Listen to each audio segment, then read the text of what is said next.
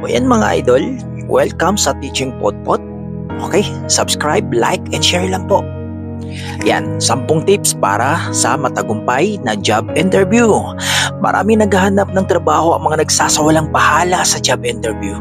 Feeling nila ang job interview ay parang bumibili lang ng pandesal sa paborito nilang bakery o parang bumibili lang ng fishball sa tabing kanto.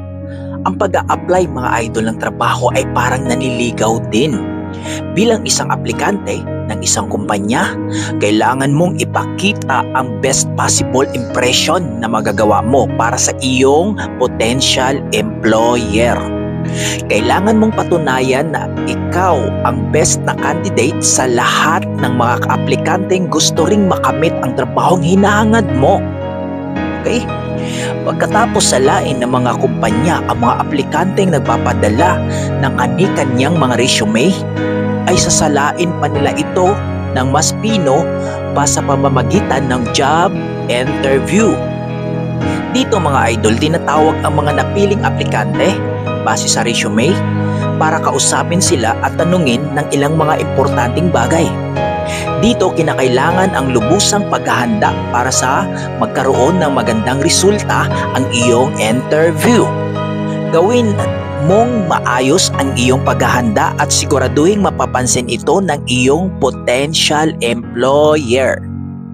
Regardless kung may pandemya o wala, makakatulong ang mga sumusunod na tips para magkaroon ka ng malaking bentahe sa iyong mga kasabayang aplikante. Okay mga idol, simulan na natin ang 10 tips na ito. Ito pala mga idol ay galing sa Pinoy, The Pinoy Site, thepinoysite.com. Yan, bisitahin na lang po natin. Kodos po sa Pinoy Site, thepinoysite.com. Number 1 tip mga idol, gumawa ng sariling pagsasaliksik. Pinakamagaling na maaari mo magawa ay ang alamin mo ang mga ilang mga bagay tungkol sa kumpanyang iyong ina-applyan ng trabaho.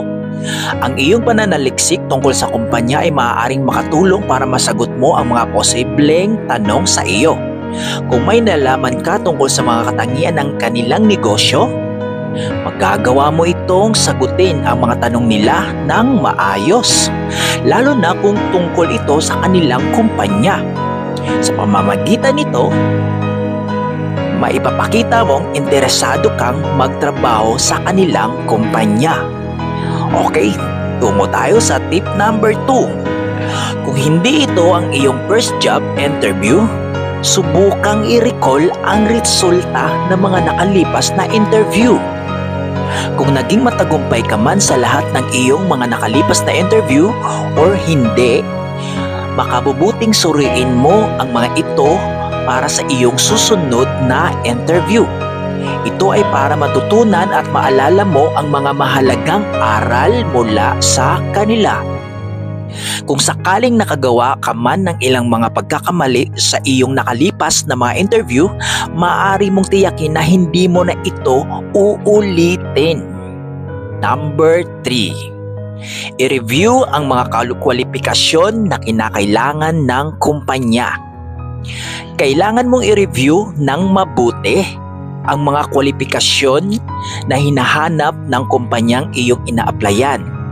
Sa ganitong paraan mga idol, magagawa mong ihambing ang mga iyon sa iyong kasalukuyang mga kaalaman, karanasan at mga kakayahan.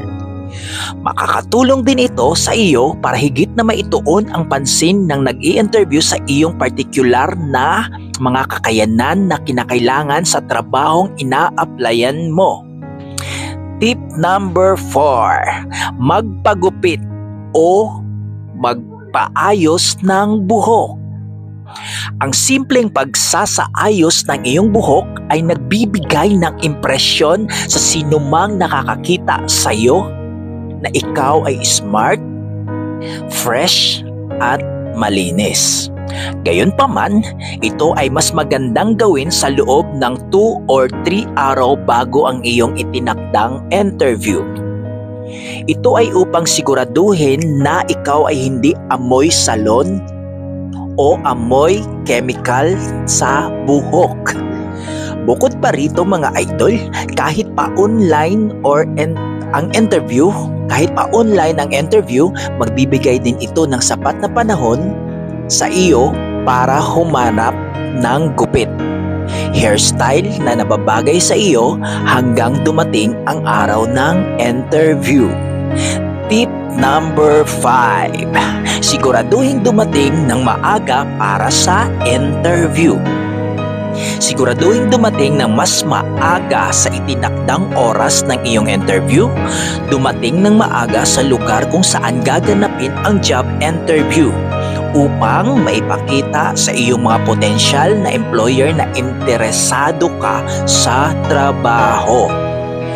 Kesyo face-to-face o online interview man ito, siguraduhin maging handa bago pa man ang itinakdang oras. Sa pamamagitan nito mga idol, nagpapakita ka ng magandang pag-uugali at kakayahan patungkol sa time management. Kung kasalukuyan kang nagtatrabaho, subukang gumamit ng leave or day off upang matiyak na meron kang sapat na oras upang maghanda at makarating sa lugar ng interview. Tip number 6. Gawin ang iyong karaniwang morning routine ng mas maaga sa pamamagitan ng pagkain ng almusal sa umaga o paggawa ng iyong mga karaniwang gawain na mas maaga kaysa dati. Binibigyan mo ang iyong sarili ng extra oras sa paghahanda para sa iyong interview. Makabubuti ito upang hindi ka nagmamadali para sa iyong interview.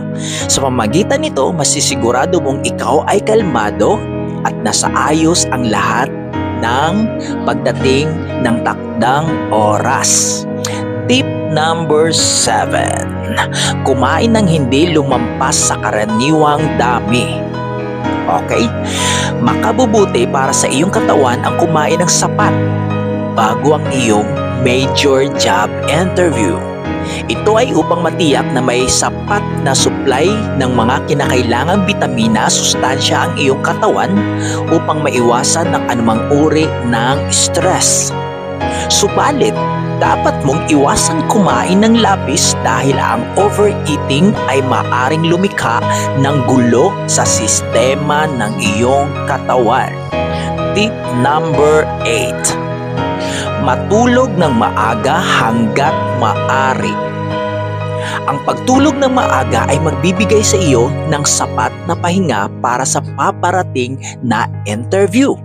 Siguraduhin din na magsipilyo at maghugas ng iyong mukha bago matulog. Sa pamamagitan nito, masisigurado mo na makakatulog ka ng maayos at magkakaroon ka ng sapat na enerhiya para sa sumabak sa importanteng araw ng job interview. Tip number 9. I-set up ang iyong mga alarm clock upang matiyak na magigising ka sa tamang oras sa araw ng iyong job interview. Makabubuting i-set up ang iyong alarm para dito.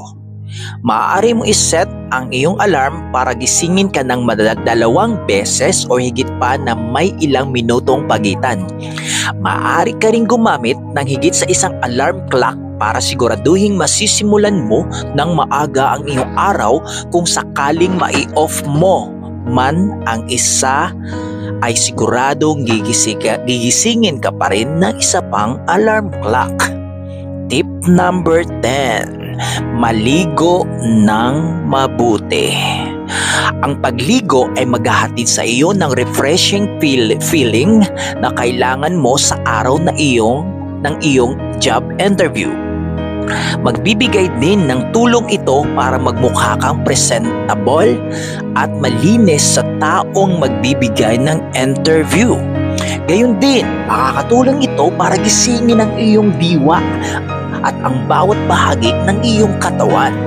So, ayan, sana may napulot kang kapakipakinabang sa mga tips na ito mga idol. Kahit 2 or 3 man lang, basta huwag kang paghihinaan ng loob. Be brave, be bold, and be you.